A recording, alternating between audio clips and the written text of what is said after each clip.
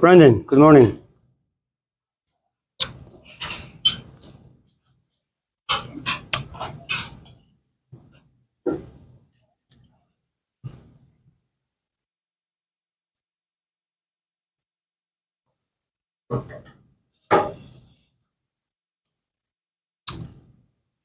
Abhi, you're good?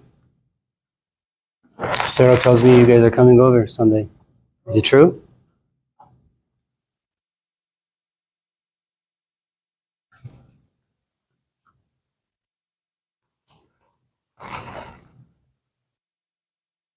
Jordan, you're okay? Good.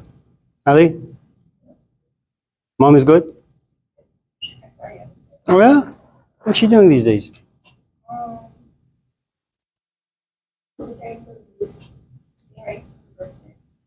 Whose birthday? How old is she? Jeez. Tell her I'm sorry.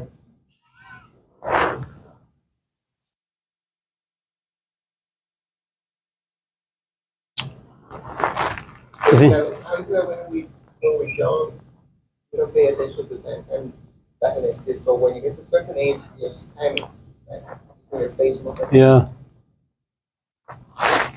It's just one of those things.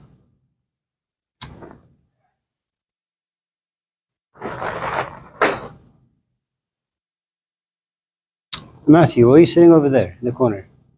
Read something new.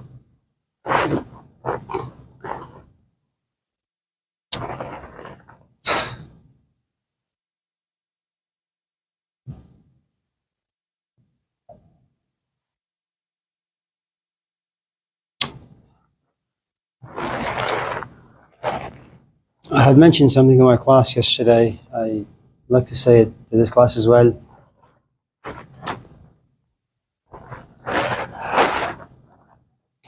I know that sometimes I hear your questions and I dismiss your questions, or rather, I give you a flippant answer, and I don't really unpack the question or don't really unpack my response to the question.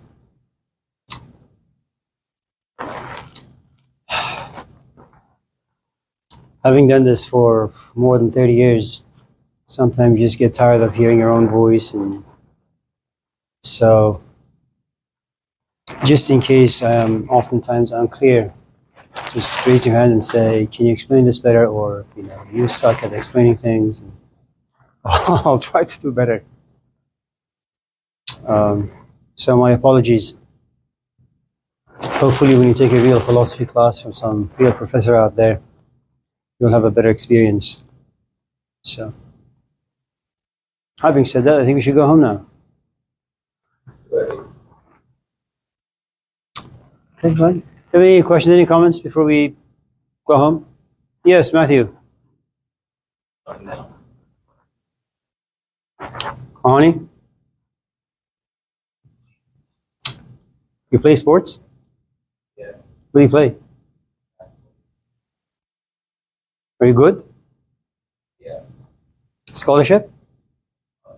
You're not that good then.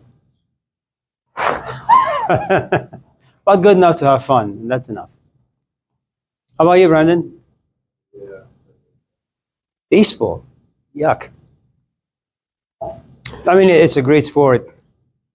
I mean, you just have to, it's like golf. It's like worse than golf. Well, actually, golf is pretty bad. Good luck. Scholarship? Hello. Al.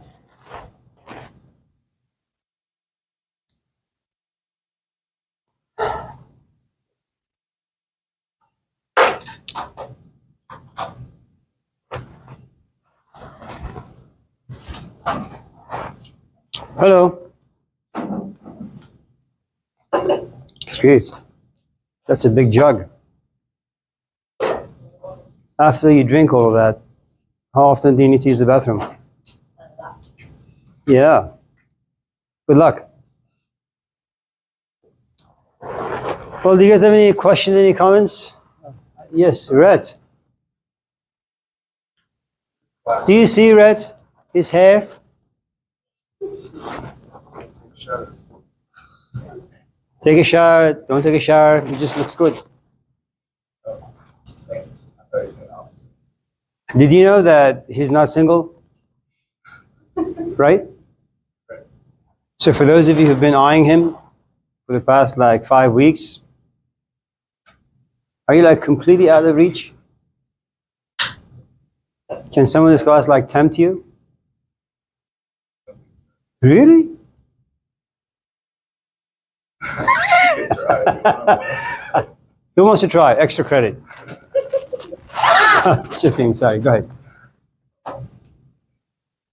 Your classes are obviously different from most classes, how they're set up. I think that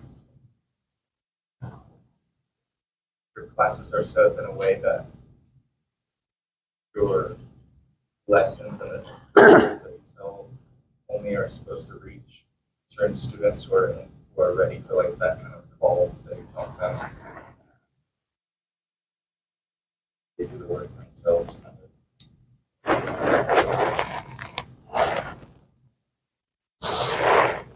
I think like all things in life, as you gain more experience and as you get older, your perspective changes. The amount of time you want to spend on any one thing changes.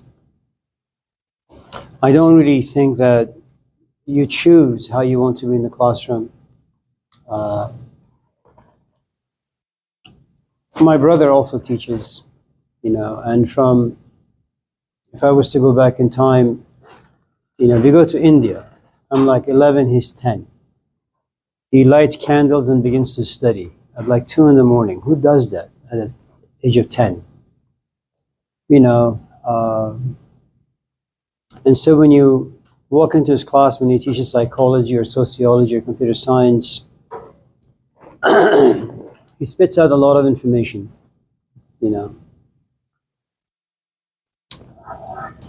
I don't function that way. I don't really know how to function that way. He reads books constantly. I don't. He talks to people constantly. I don't. And the truth is,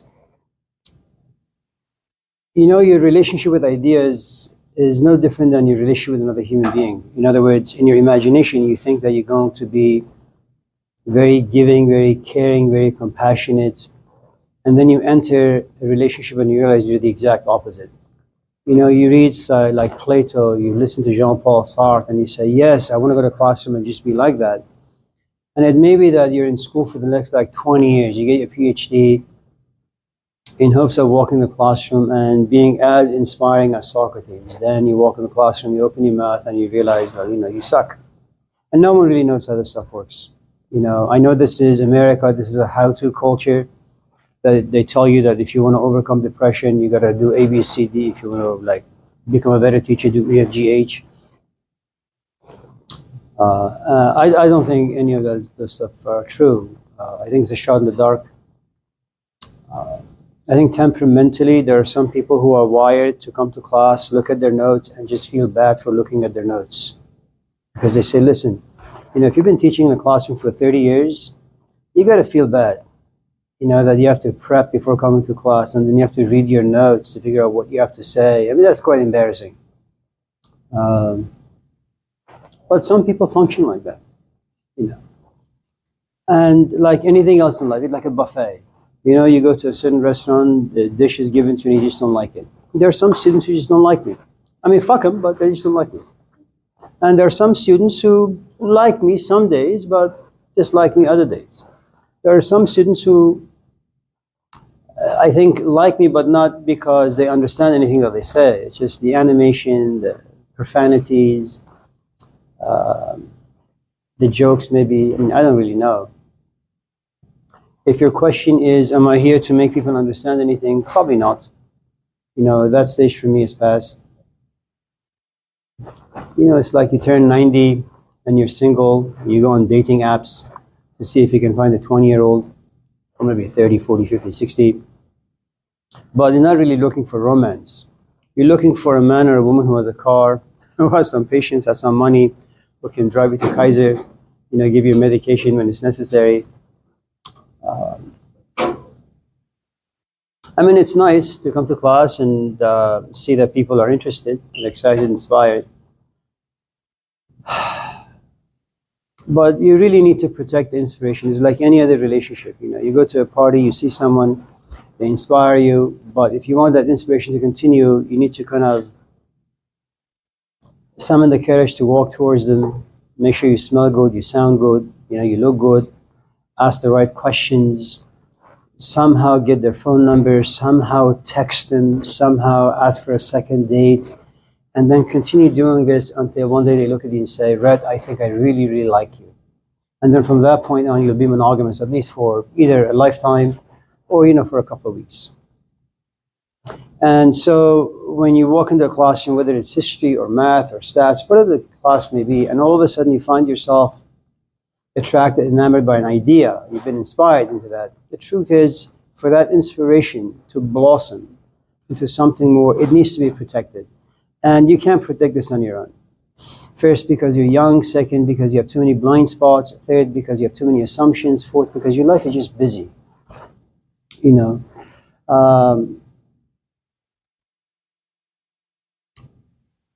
I think if I was the way I am right now, I would never have students come to my house and come to the office for about 20 years. The only reason why I have students who now teach at different places, who go to Yale, Stanford, Harvard, is simply because, you know, I was a different person. You know, I could see the inspiration. They would come to the office. I would give them food. I would, you know, invite them to the house 2, 3, 4 times a week. I had a student. She came to my class at the age of 50. And this was in like Rockland, near Sacramento. And when I moved to Oakland in 2004, she continued to come to Oakland for the next 20 years. I would never do that now. You know, and it's something that just happens to you as you age. It's kind of like what Emmy said. You know, no one tells you that when you're young, you really have these free gifts given to you: biology, nature, God. I don't know how you want to title it. As you get older, these gifts are slowly taken away, and you really have to kind of make an effort to keep them alive. You know, so yeah. For those of you, by the way, who are interested in these ideas or some of the things we've talked about, you can come to me after class. I'll give you my cell number. Download the application Telegram on your phone, and I'll send you about 2, 3, 4, 500 hours of just talks, audios from different people. They're actually quite nice. And just in case you get them and you realize you don't like what you're hearing, don't delete them, just keep them, because who you may be in 20 years is going to be very different than who you are now. And just when you have them, you can kind of wrestle with the ideas, you know, 10, 20, 30 years from now. It's just good to keep them. And they're free. So, yeah.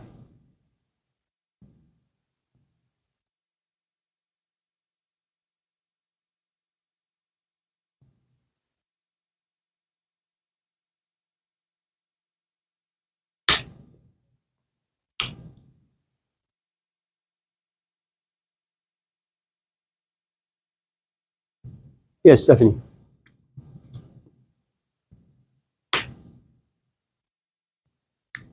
Brandon.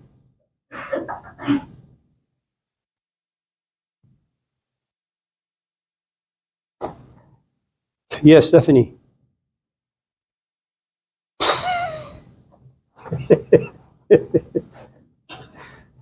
Mia, anything? Oh, honey. Sure. EJ. That's something. The concept of entropy in physics in the universe is that everything tends towards nothingness, tends towards laziness, and it's easier to destroy than create, etc. This is a fact of the universe as we know it, and it has been for as long as humanity's been around. Why then is it so hard to accept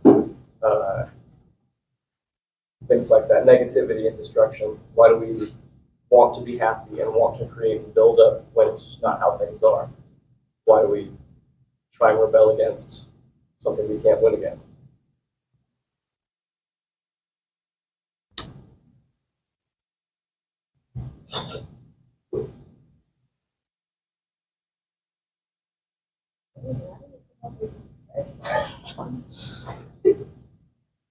There's a reason why he's single.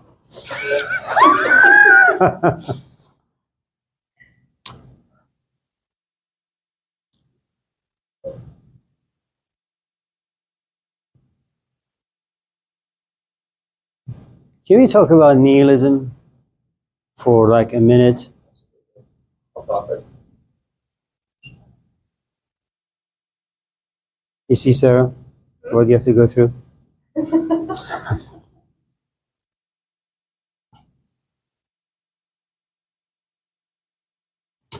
So let's talk about two or maybe three modes of, I suppose, existence.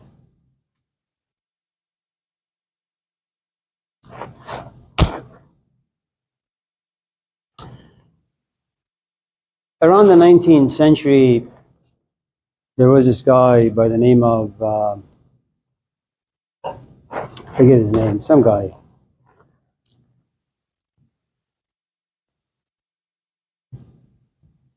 He has these paintings.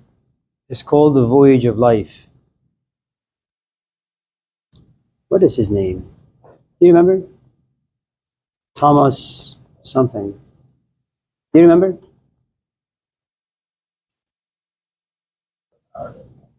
Just a regular one.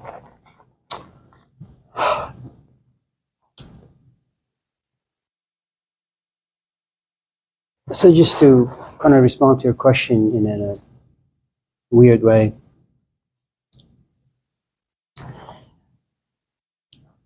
There is a title to each of these four paintings. The first is called Childhood. There is this tiny boat that's coming out of this dark cave. There is this kid in it, an infant. He's so happy. Maybe it's a she, I don't know. And inside the boat, it's lush, filled with flowers and grass and trees, flowers. The water is very, very, very, very calm. There's an angel at the very front of the boat.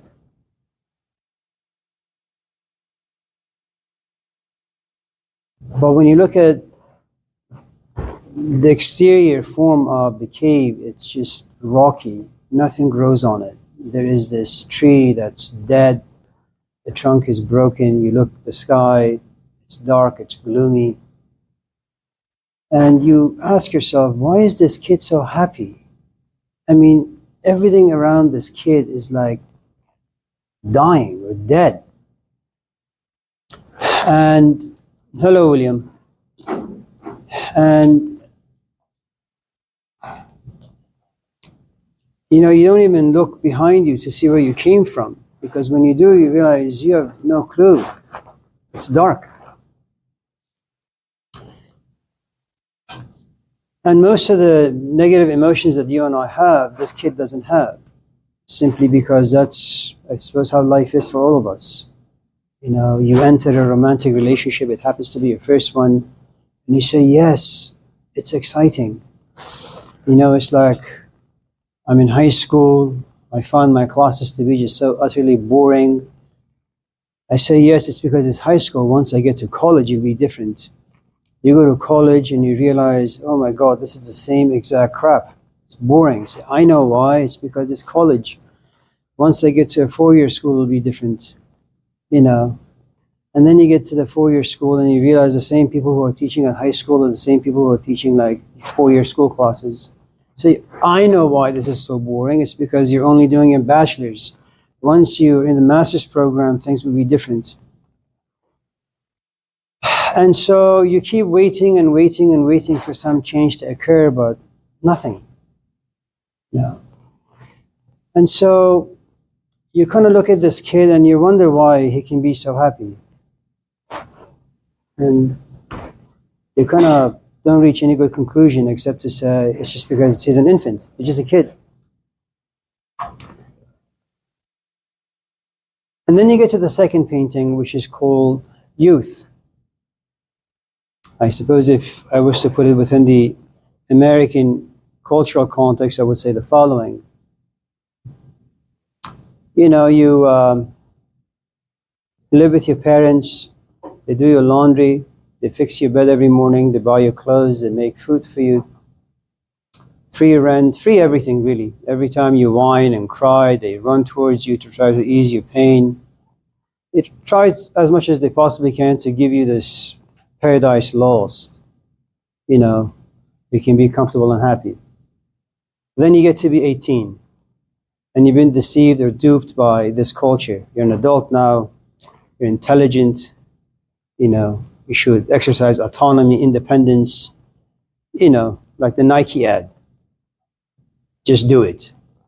So at a certain point, your arrogance and your stupidity take over, and you look at your parents and say, Mom, Dad, I'm moving out. And that's the second painting, youth. And whenever you turn to your parents and you say, I'm moving out, you do it for reasons you don't really understand. But the main reason is hope, fantasy, dreams. And that's what the message in the second painting is. There's a Taj Mahal in the sky. I don't want to turn out to be like my parents. I want to go out and have fun with life. As Shakespeare would say, you know, life is my stage. And I want to write my own script. And I want to play the role that fits me best. You know, because when you were 2, you read this passage from Friedrich Nietzsche. You should always dance to the music that lives inside you. But Nietzsche doesn't tell you how long it takes for this music to be created or how long it takes to hear it. And you got to be sure that it's the right music for you, you know. No, but, you know, Westerners are really good at just giving everybody bumper stickers. And so, this young person looks at this angel and says, I don't need you anymore. Mom, Dad, I don't need you anymore. You know, I can do this on my own. And the angel says, listen, I'll just be fly on the wall. I won't bother you. But just in case things turn upside down, there's a tsunami and a tornado, I can protect you at least. No, I can do it myself. Now, if you look at the way the river is now positioned, it's no longer a straight line. It's bending all over the place, you know. But the kid doesn't see this.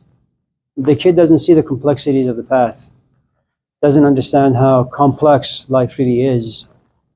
He is intoxicated, drunk by hopes and dreams, untested.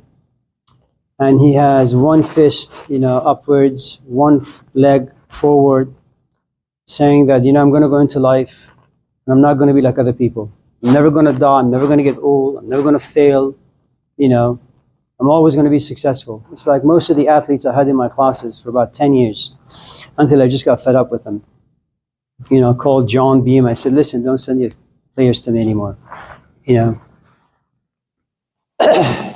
and they would do no work. And just because they were on the football team, their assumption was, we're going to get a scholarship.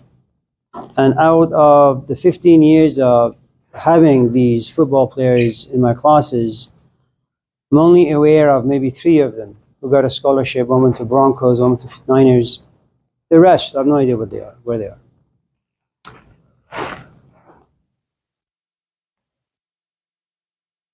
So, in the first painting, life is meaningful.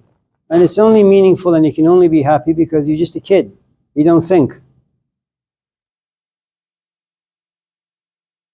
I mean, maybe in 20 years' time, EJ, you'll be a father. You know, and you play some silly games with your infant. Picky-boo. And this kid just begins to laugh. And then after a few minutes, you kind of pause and he said, this is not funny. Why the hell is he laughing? Is my kid stupid? And the truth is, yeah. Not inherently, that's just the way kids function. They enjoy tricks very much. Then, when you're young, let's say from the age 10 or 11, all the way till about 30, 40, 50, 60, 70, who the hell knows when people get to their own stage of reflection. They say, you know what, I think I have enough power to wrestle with life. And you wrestle with it because you find it meaningful. It gives you purpose, it gives you identity. I want to be a CEO, I want to be a doctor, I want to be this, I want to get married, have kids.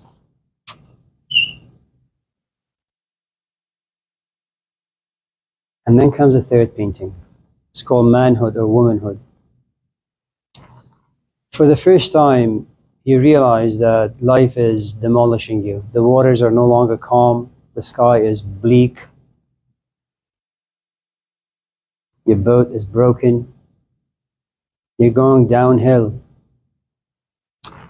Your knees are bent. Your back is broken.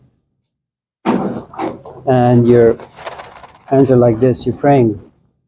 Now remember, from infancy all the way to the end of your youth stage, you didn't believe in anything except yourself. Now you realize that life is much bigger than you and much more powerful than you are. You look into your toolbox and there is not a single tool that you can take out to combat life. You've become a victim, not only of life, but also your own assumptions.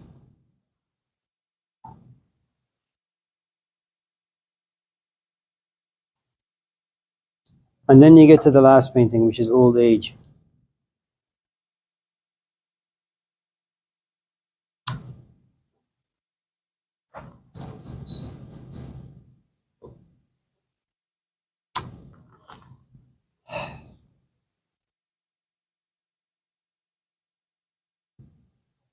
Old age.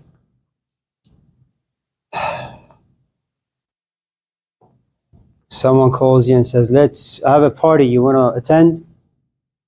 You think back and you say, that'd be fun. You say, 50 now, I've been to 1 million parties. You go there, you have fun for 10 minutes, then you go home drunk, you puke. I've been there, I've done that. You go to Barnes and Nobles, you pick up a book, and you're about to purchase the book and you say, I have many thousands of books at the house. What happens? The paragraph inspires you. You underline this, you highlight that, you write down some notes. In the end, you forget all about it. All books end up the same. You're walking home, a 20-year-old looks at you, winks at you and says, take me home, take me home. I mean, that would never happen, but let's just say this is our fantasy. And you look at this 20-year-old who happens to be very attractive. Your impulse is, yes, yes, God loves me. But you realize, you know how this stuff works. You become attracted, then desire comes about, then you become a political animal. Eventually, with all the lies and deceptions, you get this person into the bedroom. You guys have sex. You reach climax. Then you feel shitty about yourself. Or you don't even have to feel crappy about yourself. You just say, you know what, okay, that was fun. Please go home now. And you realize as you get older, life has less and less and less to offer you. And so you just sit on your sofa and you watch Family Feud.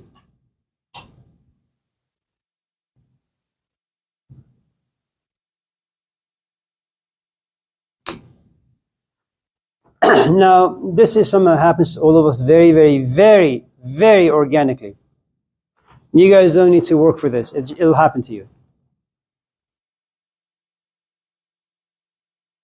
I mean, if I was younger, I would go to the board and write a few things down, but since I don't really feel like it, I won't.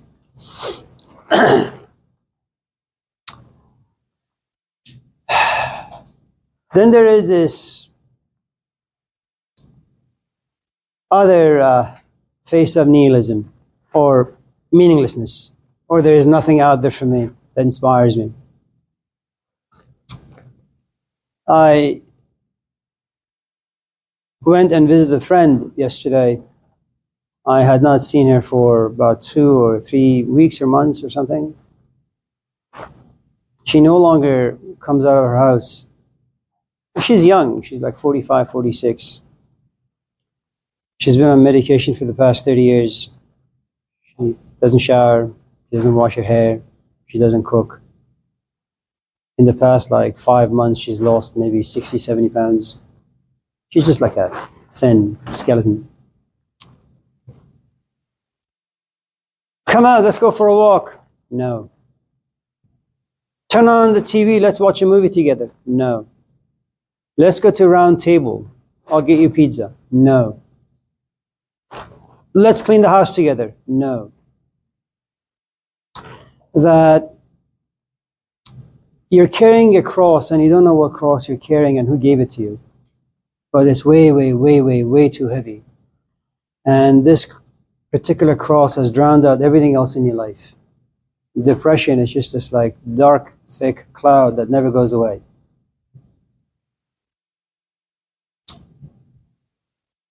So, we said, I show her some pictures of the kids when she was with them, how, she used to make them laugh and have a good time with them. She cries, and then she says, you need to leave the house. Okay. Sometimes life gives us events and we can't really wrestle with them. They eventually pin us. We become a victim. And if you happen to be lucky, you can get yourself out. Most of us don't really have such a luck, so we just get drowned out. But then there is this other face of nihilism or meaninglessness.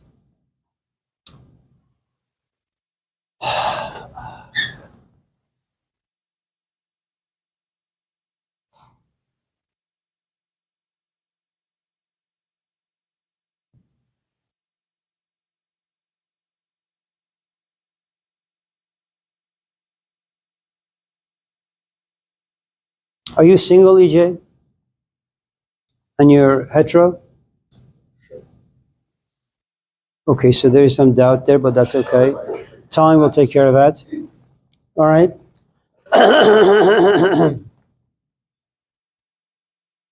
But you've been in relationships before. Excellent. You're a pro.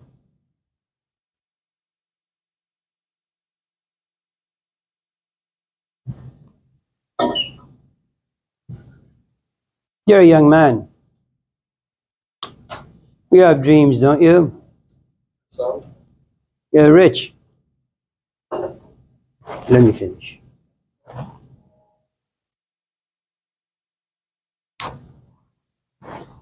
Are there any women in this classroom that look good to you? you've asked me this one before. I have? I think so, yeah. Well, maybe I wasn't pleased with your answer. Go ahead, look around. Yeah, I know. Please, for you women, those of you who get called out, it's just a game. I mean, you're not going to ask me who, are you? Well, yes. Well, you are, okay. You gotta hold their hand, walk around the class a little bit. Just kidding. Yes. Of course.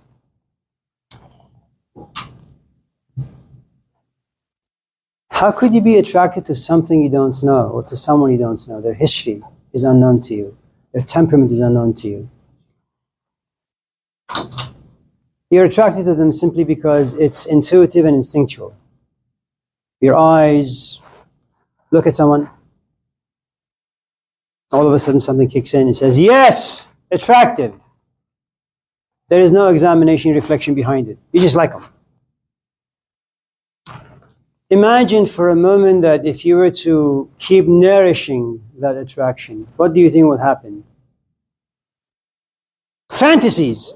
I start making stuff up. Yes. Justify why I... No, not justify why you like them. Why you want to go after them. Yeah, okay. You want to hunt them down. Yeah. No logic. Yeah, it's called stalking. Now,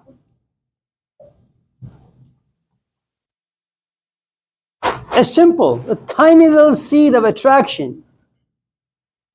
It doesn't require intelligence. It doesn't require will. It doesn't require any goddamn thing.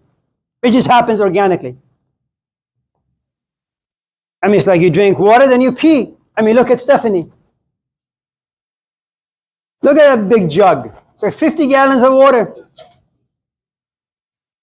Does she have to like, should I pee now or like tomorrow? No. It just happens. And then the fantasies begin to nourish the seed of attraction. And then you say, you know what? Maybe I can find a way to go sit near them. Maybe I could just put my water bottle next to theirs. You get that, Stephanie? Go ahead, shake your head.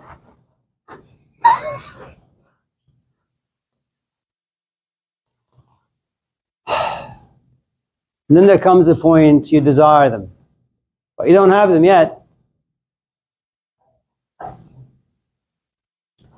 And so next Tuesday comes, you dress better, you take a shower before coming to class, you comb your hair, and you come in a little later, just to make sure they're there so you know where to sit. And once in a while, you look at them and say, you know, I don't think this guy knows what he's doing in the classroom. And you don't say that because you're critiquing the class or me. It's a way to start the relationship. And then at a certain point, you're doing your assignment for this class. You say, what was her name? Stephanie Laptop?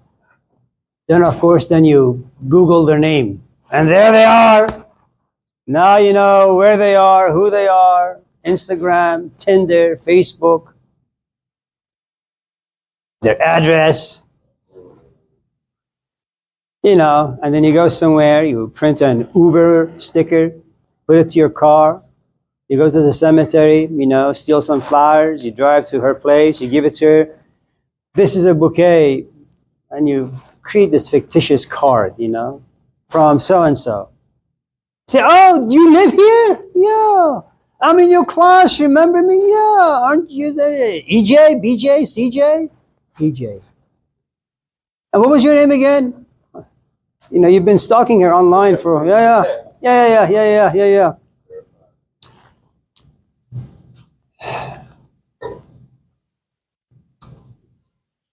That's kind of like a Hallmark Yeah. Christmas film. Yeah. Like Freddy Krueger.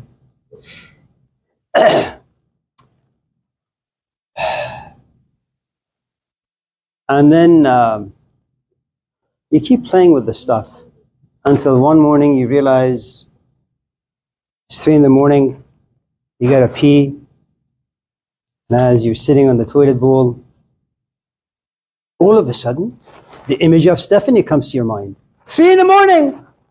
Why? How? When? Who? Oh, you've been stung. Infatuation. It just comes from nowhere. And then you say, man, you know, I gotta wake up at 6 a.m. to go to work. But you keep tossing and turning. This woman, the seed that was only a tiny little thing, attraction, won't leave you alone now.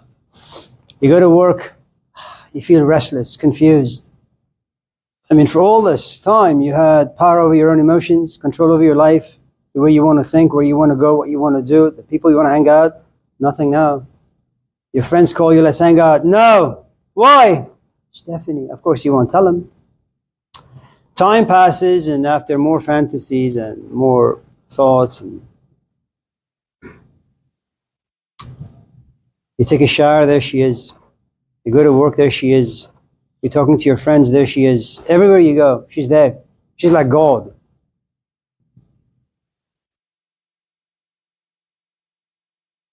And you're miserable. I mean, he would talk about Plato and love in one of his books called Phaedrus, but not today. Now, as these emotions become bigger and bigger and bigger, something really interesting happens to you, to your physical body. You're a young man. You have needs, right, EJ? What? You have needs. And sometimes those needs can be satisfied, well, in one of two ways. You either go to some parts of Oakland, right? You rent someone for a few hours. What, it's not renting? I mean, it is renting. I mean, you rent a car, you rent a, right? You rent their company. You rent their company. What? You rent certain body parts, but let's, oh my goodness. You rent a certain attitude. No, certain body parts. Please, do not romanticize this thing. Come on.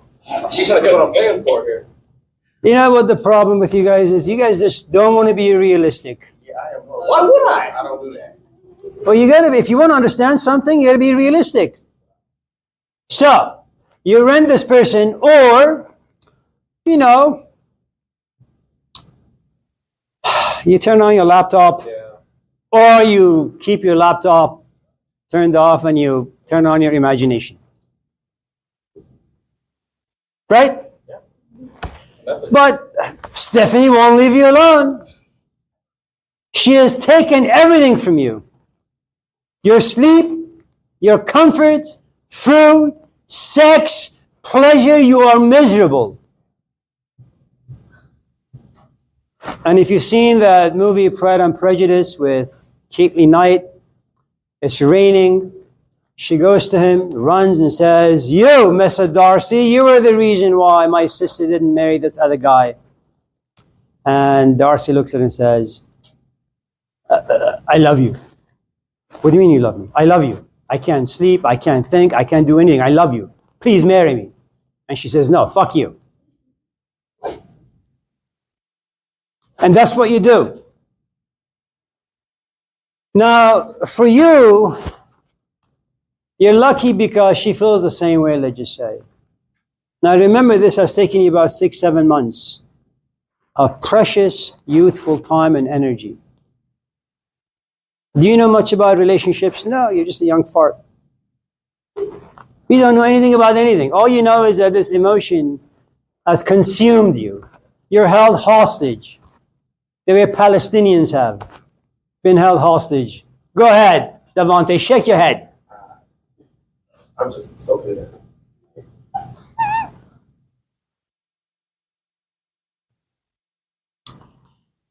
Now, at a certain point, emotions need to be physical.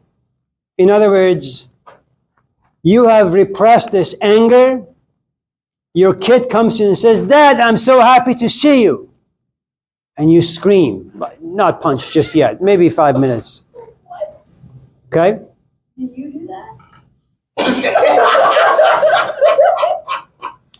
So, because this particular emotion has a good amount of sexual passion in it, there comes a point the two of you will find either the backseat of a car or the middle of the quad or the safe space of your bedroom. And it's beautiful because what you have is your physical body is there, your emotions that she's taken from you, that's there, and your thoughts that have been revolving around her image for the past 6-7 months, that's there too. I mean, sex completes you. But for this sex to be completed, it needs your physical body. Without it, it remains incomplete. Okay. And then something real weird happens, you know. There is something about us that we like to suck the marrow out of things. Like, I don't know if you've seen that movie, The Greatest Showman. And there is this song, Never Enough or Never Again or something. It's like any song that you like that just hits certain parts of you. And you keep playing it over and over and over again. And then the 51st time you play it and you realize it's not doing anything for you. You really have just sucked all the nourishment out of it. The land has nothing to offer you anymore. You guys have had enough sex, and now gets the tough part, which is you want to have a decent conversation. You want to get to know her past, only to realize her past has a lot of wrinkles in it, and that doesn't sit well with you. And you want to overcome that by having more sex, but it no longer works. Or let's just say everything about the relationship is perfect, but there comes a point where you realize it's just not enough. And that not enoughness leads you to frustration and eventually boredom. And you try to somehow find a way out of boredom, but there is nothing in the relationship that can nourish you anymore. You've had enough sex, you've had enough food, you've had enough movies, you've had enough walking around the lake. There is nothing more left. Now, this particular stage in which you are, you're not in a place of commitment or being loyal. It's just a romantic relationship. You don't know what loyalty really means. And this relationship is not meant for loyalty. It's just meant for fucking. That's it. But you don't really know that just yet. Now imagine, you're a young man. For the next 20, 30, 40 years of your life, take that mapping I just gave you into every single relationship. And just in case you walk into a coffee shop and there's a young, attractive woman sitting, winking at you, before you walk towards her, draw this map in your psyche. And I will assure you, there's a good chance that even if you walk towards her, you will walk with a good amount of doubt. I know how this is going to play out. After 6 months, I'll get bored. And the moment you begin to reflect, the moment you begin to pack this thing, unpack it, and understand it, nothing out there is going to nourish you because you know exactly how things are going to unfold. If you have found the teachings of Nietzsche or Buddha or Malcolm X or Mahatma Gandhi having shades of nihilism, is because these people, and these are rare individuals, who have walked into life, were passionate at some point, betrayed by their passion, began to look at life very, very closely, were horrified by what they discovered, and from that point on, they just wrote that life really has not much to offer you. Karl Marx, despite all of his rants, on paper, he said the only freedom you will ever have is the one that exists in your mind. Your ability to sit somewhere quiet, in comfort, and to write. Because in writing, you can write about justice. You can write about love. Bring that thing down, it won't work. The less educated you are, the less reflective you are, the more meaning life has. The more educated, and I don't mean having a PhD going to school, the more reflective you are, observant you are, aware you are, the less fun you will have out there because it doesn't have much to offer you.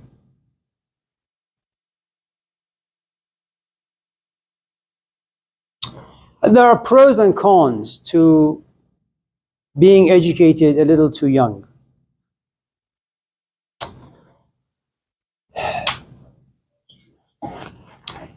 You know, you and I lived in a time where you were like 30, 40, 50. You had a great time with your father.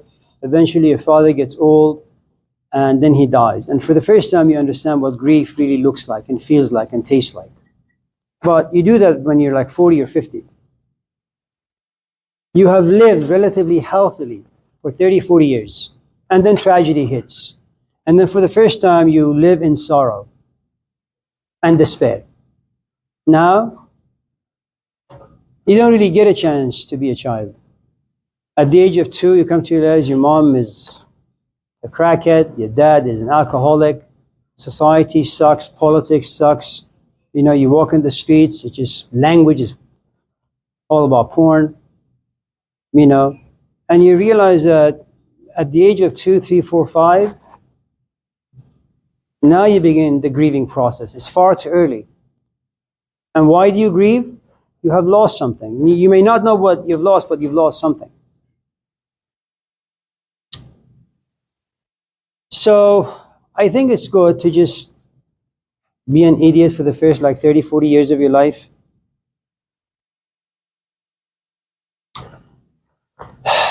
At least get a chance to have some fun. Brandon. Is love a feeling or a choice?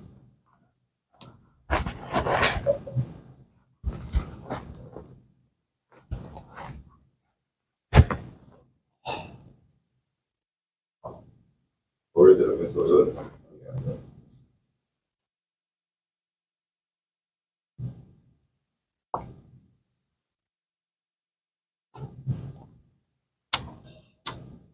All right. Really? But you are in a relationship, right? You were just a couple weeks ago. Oh, I'm so sorry to hear that. Would you like a hug? Good job. Are you seeking therapy? Oh, so she didn't mean that much. Okay. Devante, what's going on? Soaking it, of course, yes.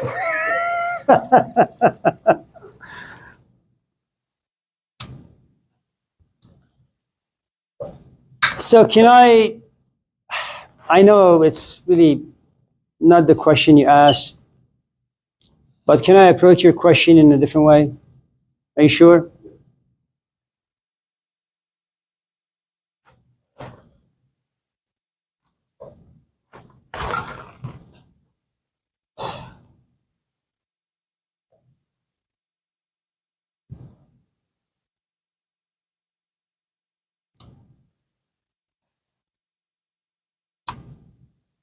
You know, Brandon, right?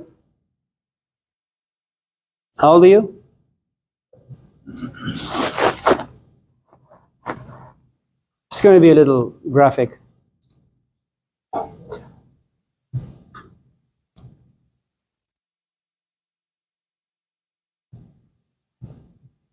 Two young people have sex. One is Bob, the other is Bobette.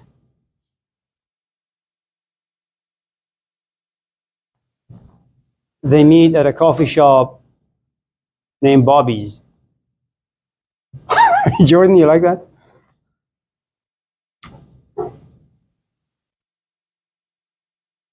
It wasn't really meant to be serious, but it became serious because she missed her cycle. Bobette knocks on Bob's door and says, "I'm pregnant."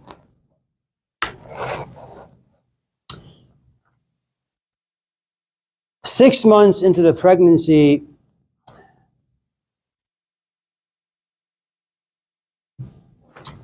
your brain is slowly developing, Brandon, yours, inside this woman. You have legs, you have arms. But something happens, you know, she keeps you warm. You're to be mother. You begin to hear the sound of her voice. And whatever food she eats, if it's too spicy, inside her tummy you throw a temper tantrum. And sometimes she sits on the couch and reads you Dr. Seuss. And once in a while she holds Bob's hand and says to him, "Put your hand on my belly," as you're beginning to move around a little. And for the first time, you hear the sound of this very strange fellow. It happens to be your future father. And it's organic and it's instinctual. She makes you feel really, really comfortable. You're not even out yet. And yet you find yourself so dependent on this other creature.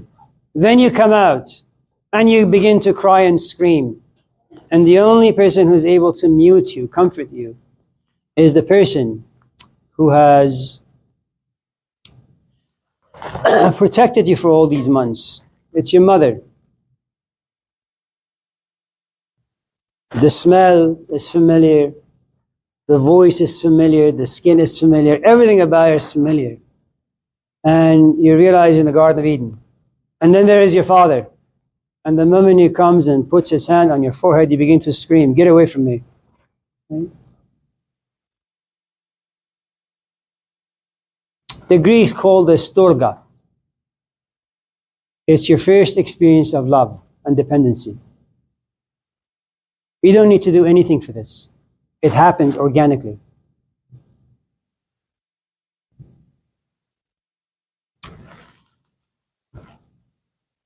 Every day your mom takes care of you and your love grows. Every day you see your father and he takes you to soccer, your love grows. Every time you want something, they give it to you, your love grows. Every time you cross certain lines, you get punished, your love dims.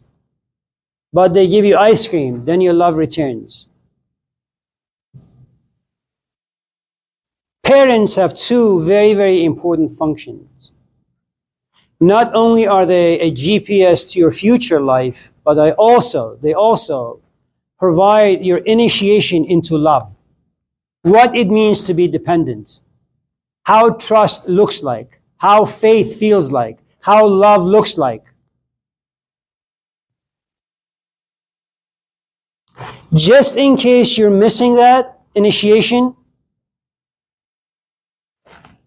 you know what happens when you have certain trash, but you know what to do with it. Let's just say you go home today and you want a house clean, and you realize that you have all this junk, but you know what to do with it. So you take the junk, put in your car, like at 9 p.m. where it's dark, and then you go to your neighbors, like 10 blocks away, and you dump everything at their house.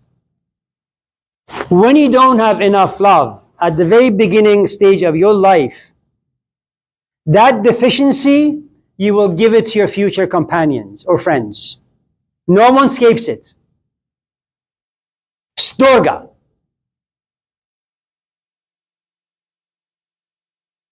So that's why it's so important that if you're missing that rite of passage, you should go back in time, figure out what happened, unpack it. So next time you go into a relationship, you don't give your companion garbage. Okay?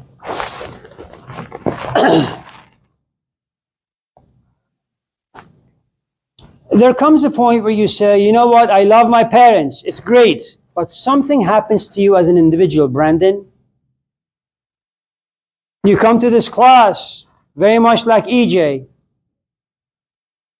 Now remember, you know what love looks like and tastes like, but all of a sudden you find yourself in a different place.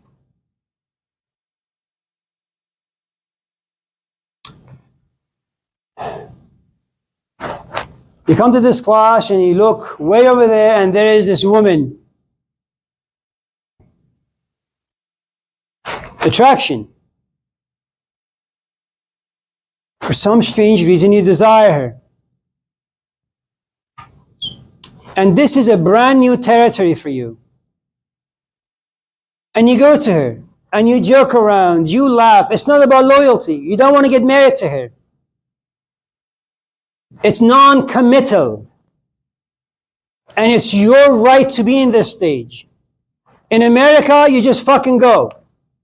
In other cultures, in India, you can't do that. In China, you couldn't do this. In the Middle East, you couldn't do that. In other words, certain passions had to be repressed to protect society at large. But all of a sudden, you look at her, she winks at you, you wink at her. You have entered the stage of ludus. It's love. Love for sex, love for playfulness, love for lust. You know what pleasure does, Brandon? It brings you to life, man. That's the function of pleasure. This class bores you, you keep looking at the clock. The moment you walk out and your friends are waiting for you, you come to life. You scream, you shout, you become the idiot you've always been. Pleasure. And that's what ludus does. You no longer have any need for love from your parents, you have that. But psychologically, biologically, you say, I want something different. I don't know what it is, but I think she has it. You're in the stage of ludus, this lust. You're a Hugh Hefner. You know, you're a playboy. For 5, 10, 15, 20 years. All of a sudden, something about you changes. Now, before we get to that place, I skipped a stage. As we discussed earlier, at a certain point, the passions that live in ludus, they need to take a physical form. It begins with attraction, lusty attraction. Then it morphs into what we call eros. You guys will have sex. 20 hours a day, 7 days a week. It's like going to church. That's your Bible. You study her body the way you study any book. And it's fun. And you try to delay gratification as much as possible. Because once you gratify, pleasure goes away. Pleasure goes away, reality sinks in. Reality is not fun. Now what? Now, you've been in Eros for many, many, many weeks, if not months, maybe even years. Sadly, for all of us in this class, none of us can stay in the stage of Eros for too long. At a certain point, you look yourself in the mirror and you say, you know what? Ludus wasn't bad. It's not bad to be Eros. You just jump into bed with people and then you leave, you take a shower as if it never happened. And you enter this fourth stage of love. It's called pragma. For the first time, and you don't know why, for the first time, you want a committed relationship. You want marriage. You want children. You want a house. You want loyalty. You want commitment. You want to be responsible. You can't be that when you're 20. In as much as you try, won't work.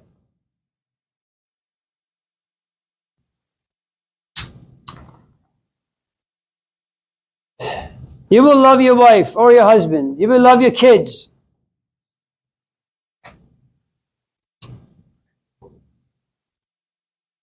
And in the course of storge, family love, ludus, lusty love, eros, sexual love, and pragma, committed to one single person, monogamy, you have this thing called philia. You have friends who support you in all these different stages. But when you enter the stage of philia, you're looking for a specific person who can give you specific things. You know what you're looking for? Philia is connected to this thing called philautia. You want to get to know yourself a bit better. Self-knowledge. Not knowledge through your parents, not self-knowledge through sex, not self-knowledge through your wife or your kids. You have entered this midlife crisis. Who am I? What am I? مرغ باغ ملکوتم نیم از عالم خاک 2-3 روزی قفسی ساختند از بدنم. Ali gets me. That there was a time where your parents were your comfort zone, no longer. There was a period where lust was enough for you, no longer. There was a time where sex was enough for you, no longer. There was a time where marriage and children and a house and a car and a job and money were enough for you, no longer. You want to know what it means to be black, what it means to be a man, what it means to have a life that's meaningful. Because all the other meanings no longer work for you. And if you're lucky, and I don't know who gets there and how and why, you get to a place of agape. You really begin to understand certain things. I mean, those things that you understand become universal. It has nothing to do with your skin color, with your gender. It's kind of like what Shakespeare said. You want to be black, white, blue, yellow, it matters very little. If you get cut, you will bleed. It doesn't matter what your skin color is, where you come from. If you get betrayed, you'll get angry and you'll seek revenge. If someone tickles you, you will laugh, regardless of your position in life. Now, these are universal truths, and that is your stage now. So when you ask me, is love a feeling or a choice? For where you are right now, and with the amount of experience and knowledge that you have, and given the fact that you live in America, it's a place of advertisement where you're shaped by advertisement. You are advertisement. You are a billboard. Every time you wear Jordans, every time you use language in a certain way, every time you purchase something, you are like a billboard for that particular piece of advertisement. That's what this culture is. You fall in love, and that's exactly what happens. It's like the floor is frozen, it's icy, and you just slip and you fall.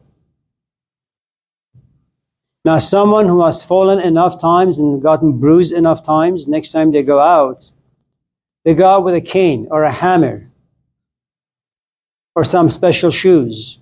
They hang on to the railing. They're much more cautious. They walk slower. And that's because they've been bruised. You're not there yet. So for you right now, it's just feelings. There will come a point where you realize that ludus, and eros, which is mostly physical, really. You look at someone's face, say, yes, beautiful. Someone's body, yes, beautiful. What becomes most important for you is their history, their maturity. If they know how to save money, if they know patience, if they're good to their mother, despite their mother being a brute.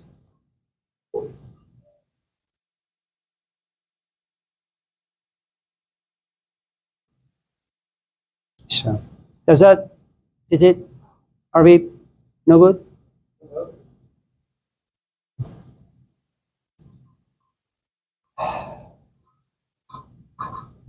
Sorry. No, please. So, is true love real? So true love is like that. That is a possibility for anyone. Can I tell you a story?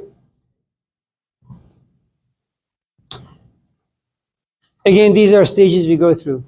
And I'm going to borrow from some guy that I have enjoyed over the years. You may have heard of him. Malcolm. Have you seen the show? Not Malcolm in the Middle. Malcolm in the X. Malcolm X. So these are the stages of love that he goes through. He loves his parents, but he sees with his own eyes his father getting lynched and his mother slowly gravitating towards drugs. Then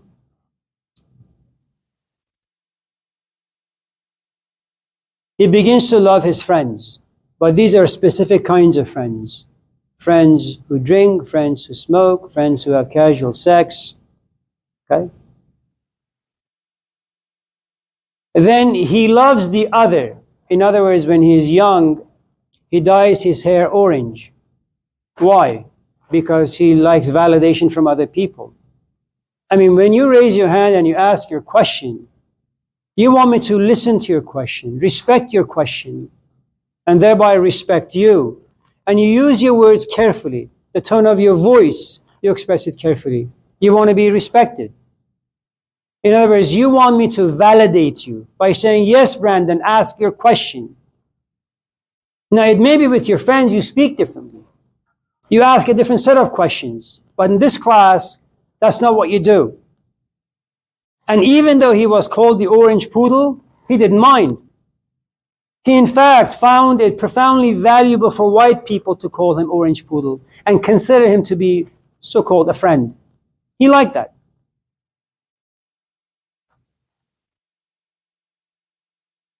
There was so much self-hatred, which is mostly about you don't really understand who and what you are, your background, your heritage, and because you lack the understanding, you feel oppressed by that. And so you look around and you say, okay, what denomination, what skin color is successful in my environment? Is it the white, the black, the blue, the red, the yellow, the orange? The white. So you know what? I want to be like that. There comes a point in prison where someone goes to him and says, why don't you love yourself, man? You know, you come from this rich culture.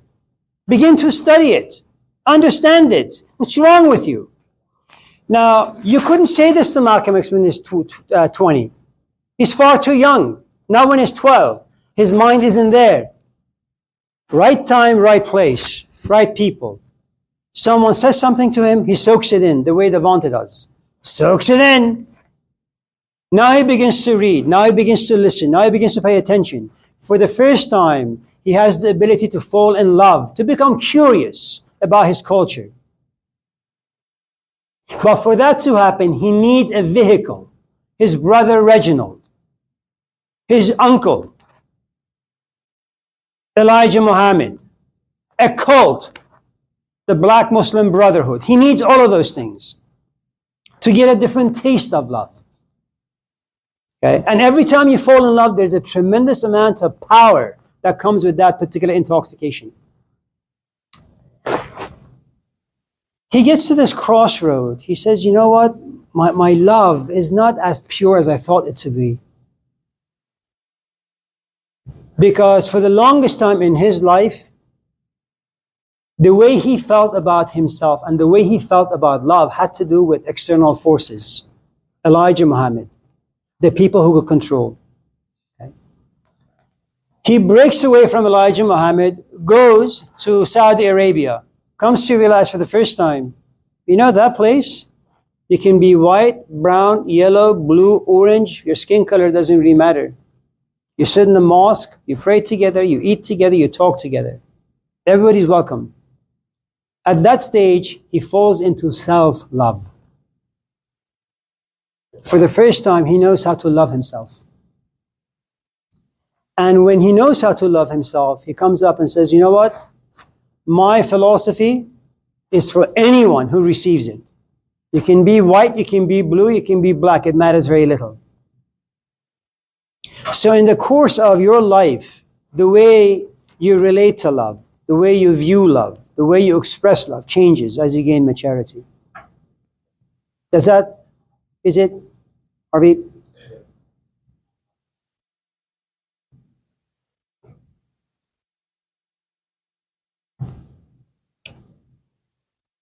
Leo?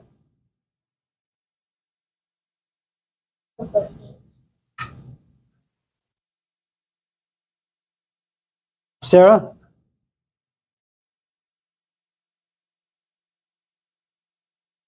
Sarah, that's Abi.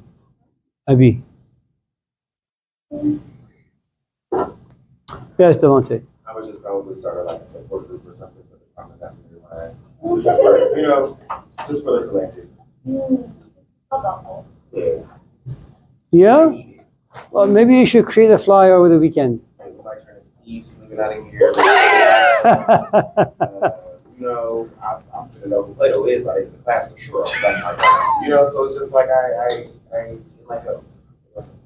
Okay. What time is it? Do you have time for another question or no? Thank God for that. I'm sorry?